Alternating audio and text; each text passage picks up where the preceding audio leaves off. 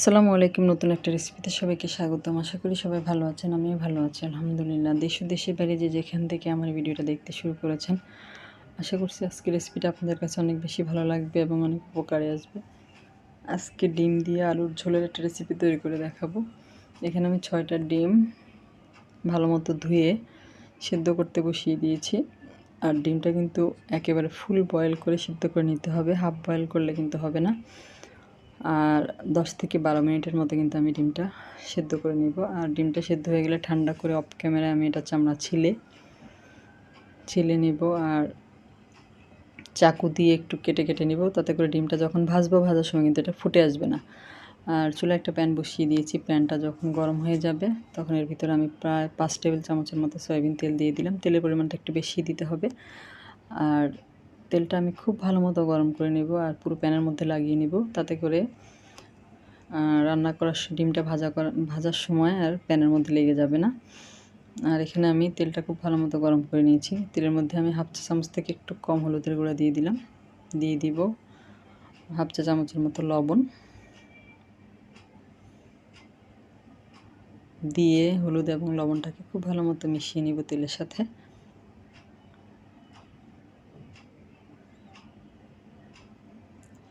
মিশিয়ে নিলাম। আর তেলটা খুব ভালো মতো গরম করে নিয়েছি, সেটা আগে বলেছি।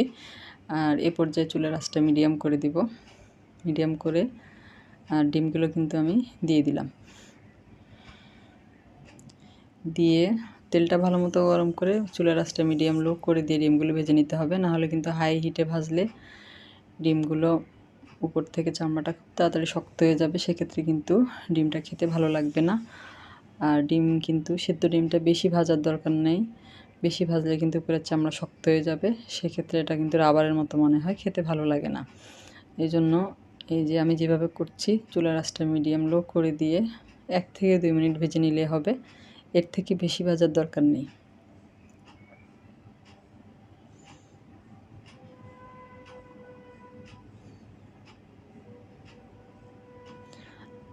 আর ডিমগুলো কিন্তু আমার ভাজা হয়ে গিয়েছে। এ পর্যায়ে আমি একটা প্লেটের মধ্যে তুলে নিব। সবগুলো ডিম আমি তুলে নিয়েছি। এই যে আপনারা দেখে বুঝতে পারছেন যে কেমন ভেজেছি। এরকম হালকা করেই ভেজে নিতে হবে। একই প্যানের মধ্যে একই তেলের মধ্যে আমি এখানে মিডিয়াম সাইজের 4টা আলু এরকম কিউব করে কেটে নিয়েছি। আপনারা চাইলে একটু বড় করে কেটে নিতে পারবেন, অথবা যে যেমন করে ডিম দিয়ে আলুটা রান্না করতে পছন্দ করেন ওইভাবেও কেটে নিতে পারেন। আমি এইভাবে কেটেছি একটু ছোট করে। আর আলুটা আমি তেলের সাথে দিয়ে দিলাম। আর এখানে আমি 3 টুকরো তেজপাতা আর 3 টুকরো দারুচিনি দিয়ে দিলাম। এতে করে খুব সুন্দর একটা ফ্লেভার আসবে, খেতে ভালো লাগবে। বিশেষ করে দারুচিনির ফ্লেভারটা খুব ভালো লাগে এই ডিম আলুর তরকারির মধ্যে। আর আলুটা আমি একটু সময় নিয়ে চুলার আঁচটা মিডিয়াম করে ভেজে নেব তেলের সাথে। আর এতে করে আলুটা খেতে ভালো লাগবে।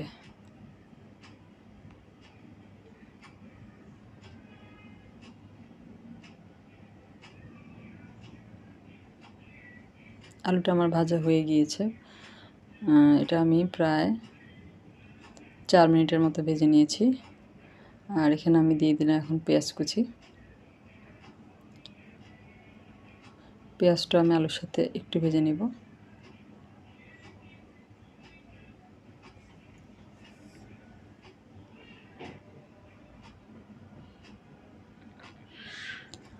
আর যারা আমার চ্যানেলে নতুন আজকে প্রথম ভিডিও দেখছেন, যদি রেসিপিটা আপনাদের ভালো লাগে আর আমার চ্যানেলটাকে সাবস্ক্রাইব করা না থাকে, সেক্ষেত্রে আমার চ্যানেলটাকে সাবস্ক্রাইব করে পাশে থাকা বেল বাটনটা অল অপশানে ক্লিক করে দেবেন। তাতে করে আমি পরবর্তীতে যত ভিডিও দিব তার নোটিফিকেশান সবার আগে আপনাদের কাছে পৌঁছে যাবে।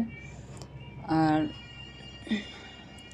ডিম আলুর তরকারি সবাই রান্না করতে পারে, আমি একটু অন্যভাবে রান্না করছি। একটা লাইক দিয়ে পুরো রেসিপিটা জুড়ে আমার সাথে থাকবেন, অনুরোধ রইল। রেসিপিটা পুরো দেখলে নিশ্চয়ই নতুন কিছু শিখতে পারবেন। আমার কাছে যেটা মনে হয়, সবার রেসিপিতেই নতুন কিছু না কিছু থাকে।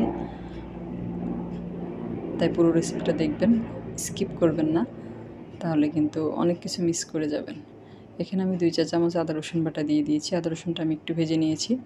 ভাজা হয়ে গেলে এখানে আমি দিয়ে দিলাম 1 চা চামচ থেকে একটু সামান্য বেশি হলুদের গুঁড়ো। ঝালের জন্য দিয়ে দিব মরিচের গুঁড়ো। এখানে আমি 1.5 চা চামচ মরিচের গুঁড়ো দিয়েছি। যেহেতু আমার মরিচটা অনেক ঝাল, এই জন্য আমি পরিমাণ একটু কম দিয়েছি। মিশিয়ে নিলাম। এরপরে দিয়ে দিব টমেটো পেস্ট। 3 চা চামচের মতো দিয়েছি। মিশিয়ে নেব।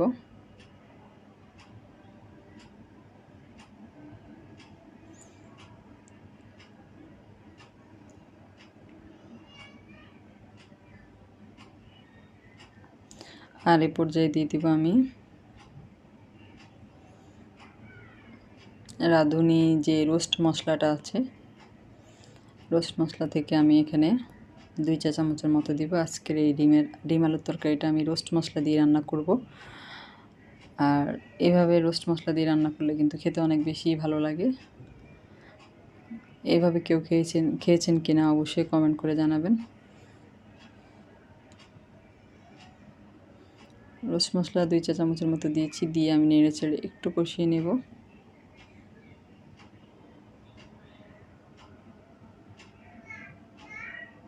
সামান্য একটু পানি দিয়ে দিলাম, হাফ কাপ থেকেও কম হবে, একটু পানি দিয়েছি। যেহেতু রোস্ট মশলাটা গুঁড়ো মশলা, এই জন্য একটু পানি দিয়ে কষিয়ে নেব। ঢাকনা দিয়ে ঢেকে এটা আমি একটু কষিয়ে নিলাম।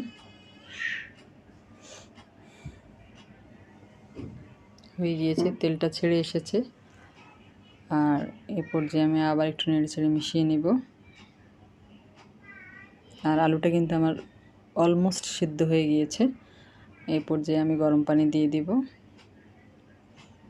পানিটা এমনভাবে দিতে হবে যাতে করে আলুটা খুব ভালো মতো সিদ্ধ হয়ে যায়, আর ঝোলটাও যেন খুব সুন্দরভাবে ঘন হয়ে যায়,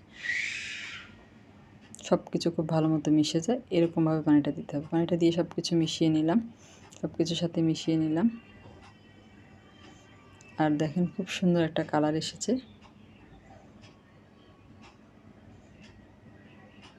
আর এই পর্যায়ে আগে থেকে ভেজে রাখা ডিমগুলো দিয়ে দিব।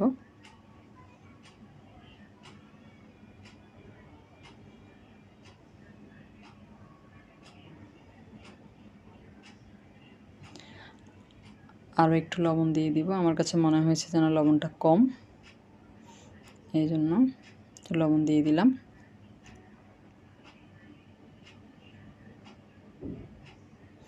এবার ঢাকনা দিয়ে ঢেকে এটা আমি রান্না করে নিব 15 মিনিটের মতো। সবাই ভালো থাকবেন। আল্লাহ হাফেজ।